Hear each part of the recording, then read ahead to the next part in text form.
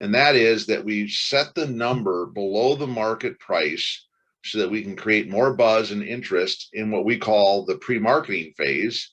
So that will bubble up and become a rolling boil, and people will be all excited when it actually hits the market so that we can get those 2 or 3 offers right away.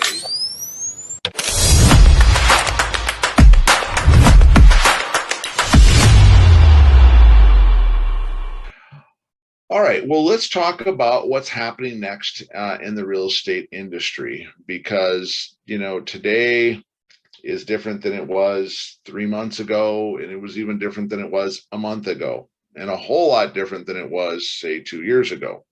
And so this whole idea is that I believe, especially in the Midwest, or in what some industries call it, the secondary markets. Now, technically, we're not really in a secondary market. We're actually still a primary market in Minneapolis, St. Paul specifically. But what they're finding out is that a lot of places are entering into a neutral market. They don't want to call it a buyer's market. It's definitely not the same type of seller's market. So there's some things that we have to be careful, and we'll talk about that. Interest rates, of course, are a big deal, as you probably know. They've gone up, they've come back down a little bit. I think that ultimately they'll go back up. We'll talk about that in just a moment. Inflation, I want to talk about that because that is something that people have kind of ignored if they're watching the news. There's certain media outlets that kind of share that information in different ways. But I think the biggest thing for a lot of people is just uncertainty, is not knowing whether this inflation is going to, how big an impact it's going to have, how much interest rates are going to go up. Will this become a buyer's market, and should I wait to buy something in a year or two? And so let's talk about that and more, and then we'll open it up for questions and answers before we go into our next segment. So first thing is the neutral market. And a neutral market is basically just that. It's not a seller's, it's not a buyer's, it's right in the middle.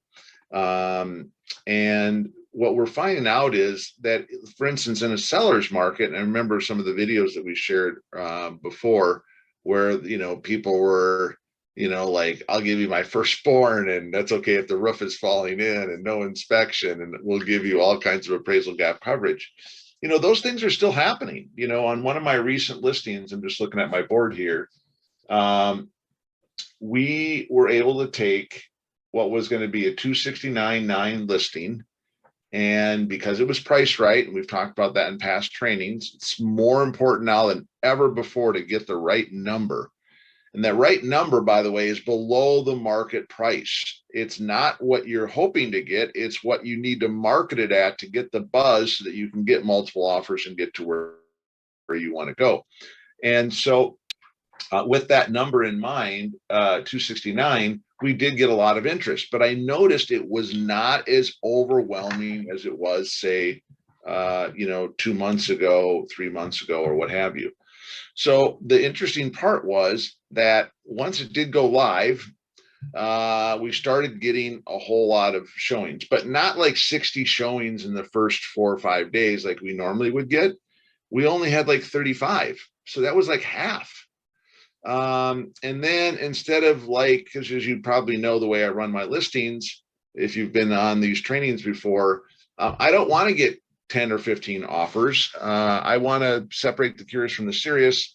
I did that as well on this listing. I did bump it to 290 after we had 5 offers. And then that kind of stopped some of the momentum, only because a lot of these 5 offers were really strong. So we went from 270, we'll call it, to 290, with knowing that there was an offer at 295. But most of the people were around 285, 290.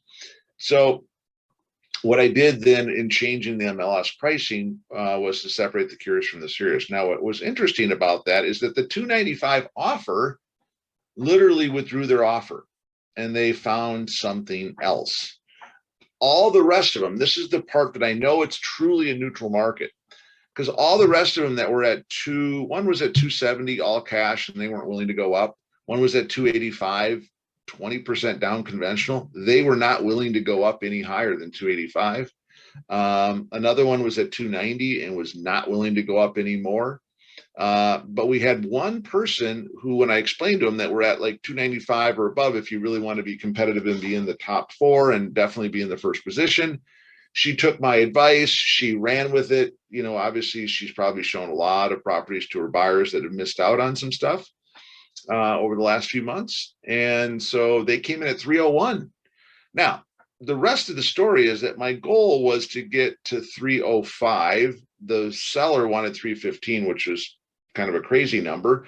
And in the past, as you've heard in some of my examples of these different listings, we've gotten past the crazy number, like way past the crazy number, like insane number. I can think of 2 or 3 listings that are that have happened, but that was before. This is now in the neutral market. We were lucky to hit 300, which I thought was kind of the benchmark, and then anything above that would be icing on the cake. Well, I thought icing on the cake would be 305. I worked my magic, won't go into all the details of how I tried to do that with one person involved, knowing there was other offers on the table, but they didn't necessarily withdraw them. So I don't have to tell everyone. Now, remember, you don't have to tell everyone all the information. You just have to tell them the information that helps your seller, if you're a listing agent, to better their highest and best price. Well, turns out I went to 305. I said, look, if you can do 305 and you can bump your appraisal gap coverage from 10,000 to 15, I think we can get it done. I can't guarantee it, but I'm pretty sure we can get it done, and we can get it done tonight. Well, she went back to her buyer. I went back to my client to say, hey, here's the reality. This is what I'm trying to do. Because he said, look, just do it however you want. I trust you, which is the best kind of client you want. So I have to keep going back and forth to him. Turns out they're like, no, we're going to stay at 301. We're not going to change anything, but we would still love to buy the property. Well, at that point, it was like I texted her and said, how about 303 and 12,000? Nope, we're going to stay. All right, well, let me talk with these other offers, because she knew I was talking to these other offers, knowing that no one was going to go up. Like I said, this is what told me how neutral the market is, because the buying power of the interest rates, which we'll talk about next, was affecting people's ability to go higher, because now all of a sudden it's outside of their budget. And you take a $300,000 house and you add 0.5% or 1%, you could be talking about anywhere from $300 to $600 more a month on payments. That's an affordability issue when it comes to, you know, a budget. Long story short, we ended up having to go to what they wanted. They signed it, but here's the rest of the story that was really kind of fun, because it hasn't happened in a long time. Is because this buyer was putting 25% down and 10,000 in earnest money, and more importantly, the 25% down part, they went to their bank, their lender, and they got an appraisal waiver. Now, what does that mean? It's like, wow. So this is where the crazy part of this market is, that the appraisers look back, they don't look forward. And looking back, there's still a lot of great comps and stuff that has happened. Although 6 months from now, as they look back, comps are going to be a little less strong, right? So it's good that they're looking back, not forward, in a neutral market. So because they were putting 25% down, get this, the lender was able to do what's called an automated appraisal, which means they just look up stuff online like any other agent would do a broker price opinion or do a CMA.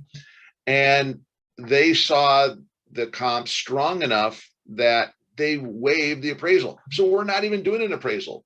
We not only went from, you know, active to pending because we didn't do an inspection contingency, but now we're like waiting for the clear to close. There is no appraisal, that totally blew me away. So that was not that that's a neutral market thing, but I think when we're talking about what's happening in the industry, it's interesting that people that are putting 20 to 25% down may have an opportunity to just waive appraisal, which means that that appraisal gap coverage possibility hiccup doesn't even come into play, because they're just like saying, yeah, no problem. You can buy it at 303 or 301, excuse me. And we're not even going to do an official appraisal, which is crazy. All right, so let's talk about interest rates, let's just wrap up with this neutral market. And that is that the way that you know that it's a neutral market is, and I think what's happening and will happen over the next few months, even maybe through the end of the year, is that the next step, if it gets worse, as we talk about interest and inflation and uncertainty, is a buyer's market, which will be great for all those people that are waiting to buy. And we'll talk about that in a second. But the problem is that everyone thinks that somehow there's going to be a crash or a correction that's going to give them such great value if they wait. And the reality is that's not the case. I do not see prices dropping so much so that they're going to get deals. But what I do see happening in the neutral market is that prices aren't going so crazy. We're not seeing increases every 6 months of like 5 to 6% or 12 to 15% year over year. So in 6 months from now, rather than it being higher by another 3 to 4 to 5%, it might be just the same, which is kind of indicative of a neutral market. I think rather than having 20 offers, there might only be 2 offers. And instead of having multiple offers, you might have one drop off, like in the case that happened on mine recently, and then one strong offer that's like, I still want to buy. Why? Because buying is still the best investment that they can make versus renting, because rent is super outpacing the incredible. Everyone talks about how crazy the housing prices are, but what's even more crazy is how high the rental situation has become. In fact, renting has become so tough that credit score and all kinds of other, things that people are not qualifying to even rent an apartment or a townhome or a house are getting even tougher and tougher. So in this neutral market, what I see is more time on the market. So instead of the promise of, hey, we're going to have it sold in 3 to 5 days, it might take a week or two, which is a lot different than 30 to 60 in some markets. And instead of getting multiple offers, we might only get 1 or 2 strong offers, and we'll be lucky to get to the number that we wanted above asking. And I can tell you right now, just as a point of reference, please know that the industry thinks like you can't ever offer below list price in this crazy market. Well, the market's not that crazy anymore. Remember, it's a neutral market. And so what I believe is that if the property has been on the market and they didn't necessarily price it like I always do as a marketing number, which means we'll always get above that number, that there's a really good chance if it's still on the market after 7 to 10 days, there is no reason at all you should be offering above the list price, unless you're asking for, which is part of what comes into a buyer's market, seller concessions, where you're asking for them to help cover closing costs, that you're doing an inspection contingency, that if things come up that they're going to renegotiate the price down even lower after the inspection. All these things that happen in a neutral or in a buyer's market, you're going to see probably happening again. Now, with interest rates, so let me move along and I can kind of go back. But with interest rates, experts are saying interest rates could go as high as 7.5% by the end of the year. Now, 2 weeks ago, they were saying that there's no way it was going to go above 6.5%. Well, guess what? Industry experts don't really know. They're just looking at trends, and who knows how bad it could get. The idea, though, is the buying power of what people could stretch to buy and what they've been looking at in the past and what they're looking at now. They're going to have to come up with a whole lot less house, smaller square footage, not as nice, not as updated, maybe a 2-car garage instead of 3, maybe only 1 bathroom instead of 2. All these things that are going to affect their ability to keep their price, or to keep their what they're buying and what they can afford. Because even though now it's not necessarily higher prices, it's just interest rates are taking the same $200,000 or $300,000 or $400,000 house and are making it so much more money that now they have to drop down by $20,000 or $30,000 or $50,000 lower than what they were thinking of, say, even 2 months ago. So interest rates is a huge factor, and so I would get yourself a little sheet. I'll put one up that kind of shows you. For every $10,000, some people do it every 1,000. I think that's a little severe, but every $10,000, you can then do the math that might be $600 more if his interest rates go up to X or whatever. So there you go. That's a little bit of talk on interest rates. Now, inflation. They're saying that on July 1, experts are saying that they're going to officially say that we are in a recession. All right. So inflation is going to go to a recession. We all know there's inflation going on, but when inflation gets so bad, the next step, kind of going from seller's market to neutral market to buyer's market, well, the next step after inflationary times is recessionary times, to go into recession. And then beyond that is to do what? Well, in the Great Depression, right? So we don't want to get too depressed about that. But understand that when that happens, now we're talking about all the other things, cost of goods that are continually going up. There's issues now. They're talking about, the baby formula was the first thing, and now there's other things as far as, producing food and whatever. I mean, it gets that bad where we have fuel prices and food prices and baby formula and all these other things that are going through the roof.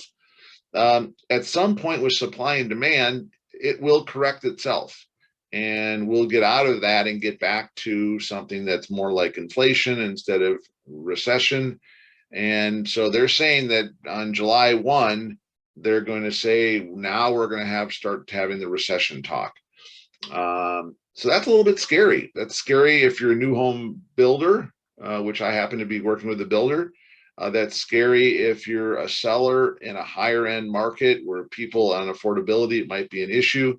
If you get in a bigger market, where we're talking, we'll just say 800 to a million or more, some of those people are at an income level where it just doesn't matter.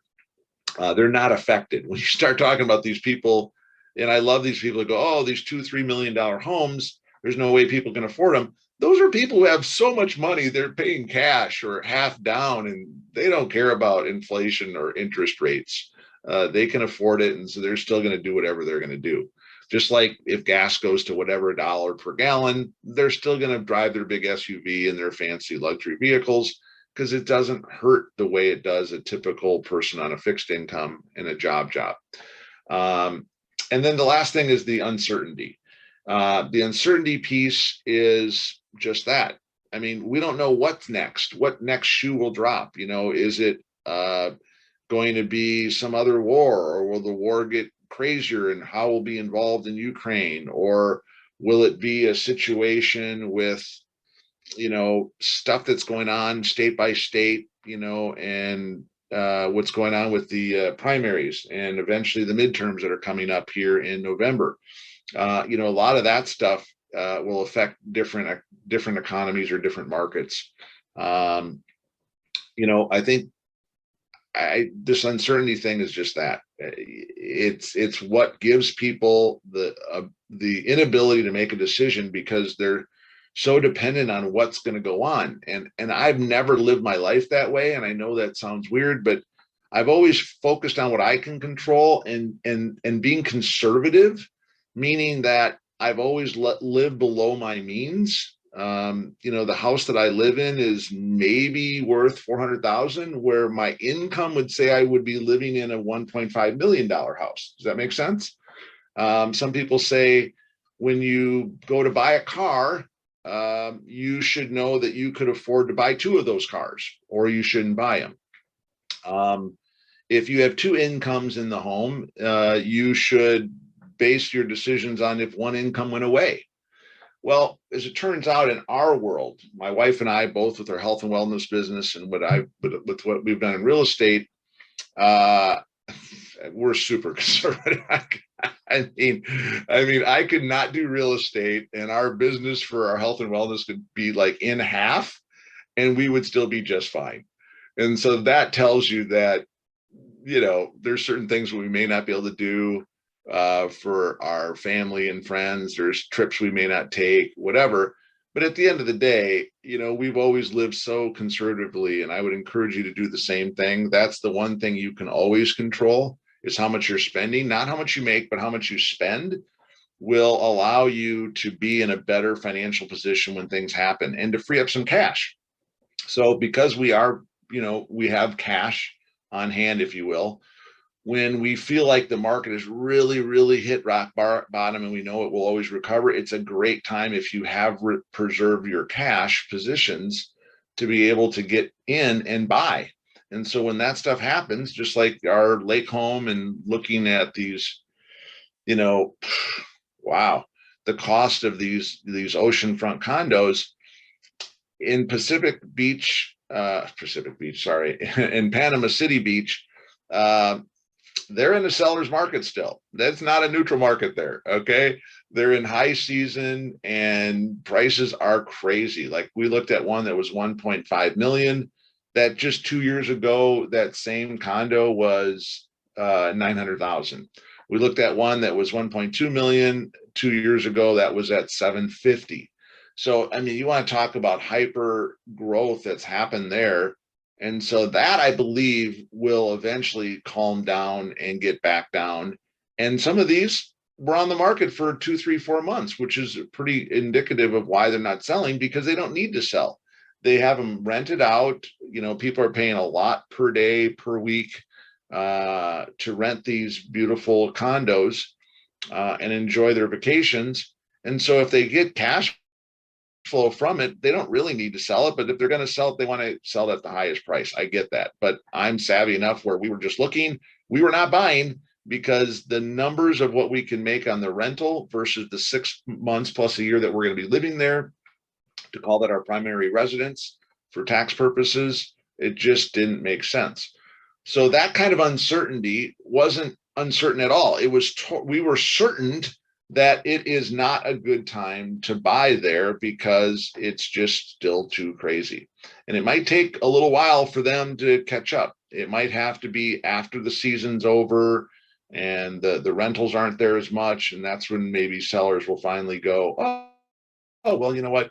Before it gets too low, we will sell it now. That 1.5 might drop down to 1.2 and the 1.2 might drop down to 900. It's probably not going to go down to what it was 2 years ago, but obviously no one should have to overpay for something. All right, questions on that before we go on to our next subject. I see Colleen has joined us. Yay, Colleen. Mark, if you want to type anything into the text chat, or Christy, any comments on what I just shared about what's next in our industry, go for it. Love to hear your insights. If you've heard some other industry experts or any of your own personal thoughts, let's share. I would say we're also seeing things be more neutral here in Fargo. I do have a couple of questions about, I don't know if this is for this training, but about your like listing under market value in those conversations. Sure. With your sellers on how they get okay with that. Sure, we can cover that. Colleen, thoughts on added property tax? The property tax situation, I've always found very interesting because that seems to lag behind. But yes, as things continue to go up, what they were planning for and then what they're ultimately going to pay could be a big shocker. So they do have to build that into their budget. I don't know if that's what your thoughts were on that, but that's my comments. And yes, definitely insurance, homeowners insurance, especially beaches. Yeah, I get it. Yeah, absolutely. Yeah, okay, this is for me specifically. Oh, thanks, but Colleen. we're starting to see down in Southeast Florida because of what happened in Miami.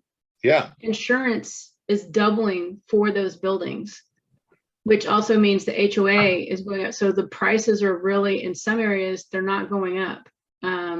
They've stabilized a bit. Matter of fact, they're anticipating them going down because of the cost to maintain the property.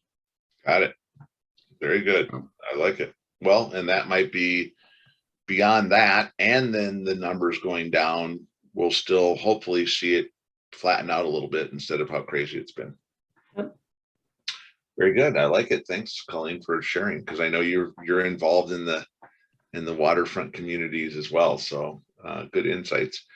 All right, Christy, going back to yours. So when you show this data and when you talk with confidence to your clients, they will tend to listen.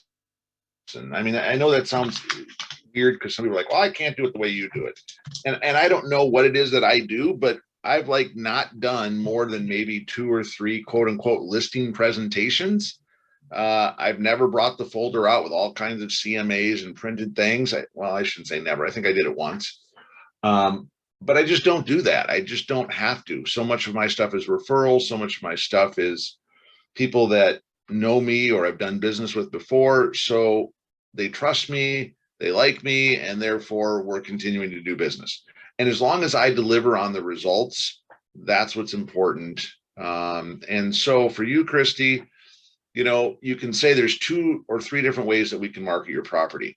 If your motivation is to get the most money possible in the shortest period of time, there's really only one choice. And that is that we set the number below the market price so that we can create more buzz and interest in what we call the pre-marketing phase. So that will bubble up and become a rolling boil, and people will be all excited when it actually hits the market, so that we can get those 2 or 3 offers right away to kind of work them against each other and hopefully get a few more, so that we can ultimately get to this number. And then that number will be whatever number you know is realistic, and it may not be their crazy number, but at least you're setting an expectation on a number, which is exactly what I did on this last listing. Now he's like, well, I really want to get 315. I'm like, I know you want that, but are you okay with the idea that we'll get to 300? Yeah, no, anything over 300, I'm happy. I'm like, okay, great. And so we're going to start it out. We were at one time going to start it out at 259.9, but then as he did more work and as the industry continued to be strong, we started thinking about 269.9, knowing that we're going to change the price anyways as we get offers. But, you know, for him, what I think is the biggest thing I try and explain to people is just because we list it at a price and we get above that doesn't mean you're obligated to take it. I don't know why people think that. Like if I list it too low and someone gives me an offer, I have to somehow sell it to them just because it was $1 over. That was my question as well. Do you have to accept? No, I was just absolutely looking, not. I was just looking at the contract, the listing contract. Absolutely not. The seller has ultimately the ability to decide to sell it for 50,000 less or wait for 50,000 more. Now, in the contract, you should be able to read that if you write it right and you hit a certain number. Now, I haven't had to do this before, but I'm actually thinking about in the future, I might have to, as we go into a buyer's market, that if you hit a certain number, like let's just use the one I just did. So let's just say I said, okay, so we're going to go 269.9 and anything above 300, you're going to be happy. Yep. Okay, great. But if we hit 295, then you're not happy, but we're super close. You can't say, oh, we're just not going to sell it now. And if you do say that, that's fine, because I'm not going to make you sell your house contractually, but I will be compensated something for getting close to that number. And if it got to that number, then there is no more discussion. Like if you take your house off the market, we need to write it in there that will be compensated something, because if they don't sell, you don't get paid is not fair to us as listing agents if we put all this work and all this money and all this time into marketing the property. So it is kind of a two-sided thing that if we get to 300, like, can you imagine if this guy, we got to 301 and he said, I'm happy, but he really wanted 215. So now his real feelings show. And he's like, you know what? I'm not going to sell it. Well, I already know his motivation. So I know he has to sell it and wants to sell it. But if someone didn't need to sell their home and you kind of got into the thing where, like my buddy who didn't really need to sell the lake home and he didn't get to 300 and we started out at 299.9 and it got to 350 and then he decided he wasn't going to sell it. Well, A, because it's my friend, and B, because it's up to him. He doesn't have to sell it for 350 if he doesn't want it. He can just say, no, I want to take it off the market.